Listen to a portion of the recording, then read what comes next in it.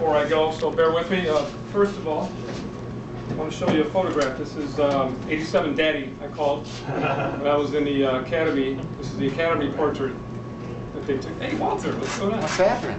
And so I guess what I wanted to say on this was back to the big hair, big glasses, big dreams, and I lived the dream. I really did. I loved almost every minute of it. But it's real nice. I got this from everybody from Mass Transit. This is real nice. Put that on the wall. What I wanted to say was that it's been an honor and a privilege to have worked with you. We are truly a band of brothers. My family is here today, along with my colleagues, Sergeant Magic, Sergeant Muscata, who I made sergeant with, and obviously Sergeant Darwin, who I've worked with for the last 10 years. One would think that after 26 years on the job, I would have something more profound to say. The truth of the matter is I don't. Instead, I have decided to talk to you from the heart because it spoke to me today on the way to work. My heart, at the same time, the greatest source of my strength and my greatest weakness. My heart spoke to me today and told me that we should try to take better care of each other instead of demeaning and holding on to grudges, resentments, and animosities. Sometimes it's hard not to hate, but we cannot let it define who we are and turn us into something we are not. Remember what the great Roman general Marcus Aurelius once said: the universe is about change. Our life is what our thoughts make it. Okay? My heart spoke to me today. I felt this is it. This is the end of the road, the end of my career, but it's not. It's not even the end of the beginning.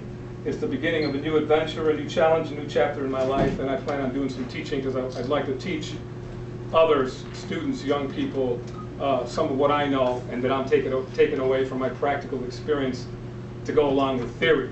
Because theory is fine, but what you come across on the street, as you all know, is different. But I will always be a police officer at heart. I will never forget you and the experiences I've had on this job. My heart spoke to me today. It told me that I once had a close call, several inches one way or the other, and my portrait might have been on this wall of honor, or in the star case of 35th in Michigan. Perhaps that's a connection, I don't know. The feeling that I was left on this earth for a greater purpose, what better purpose than to help put together and maintain the Chicago Police Memorial Wall. And I pass that on to you. I hope that you take care of it. Kevin Burns is the president of Brother Rice. He said it very superbly. He said, when you honor one officer, you honor them all. Now it's up to you. I leave it in your hands to help keep their hero spirit alive and support the families, like the Police Memorial Foundation does, and it's altogether right and fitting that we do so. Lincoln said it best: from these honored dead, we take increased devotion to that cause for which they gave their lives, that we here highly resolve that these dead shall not have died in vain. As a supervisor, I always thought of myself as fair but firm, and absolutely no nonsense. There's nothing as unfair as treating unequals as equals. I always try to do the right thing and give the police officers the benefit of the doubt. I did the best I could. I just hope it was enough. I must not have been too bad, though, because I only made the block twice.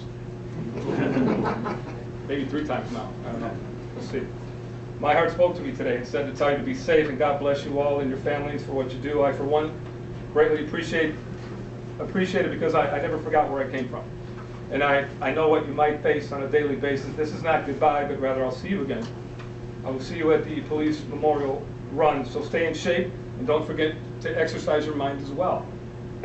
I'll see and hear you on the streets with sirens are blaring as you race from one job to another, and I'll remember what it was like. My heart spoke to me today and said I used to sign off my roll calls with a politically incorrect joke because we share a certain twisted sense of humor. Here's one of my favorites. May not be one of yours, but here goes anyway. You go to a cockfight. How do you know a Pole is there? He's the one with the duck. How do you know if an Italian is there? He bets on the duck. How do you know if the mafia is there? The duck wins. How do you know an ultra-liberal is there? He wants to make the duck a pet. And put a collar on him, make him a pet. How do you know the Mexican is there? How do you know the Mexican is there? Come on. How do you know the Mexican is there? He eats the duck. Come on. This is dinner, man.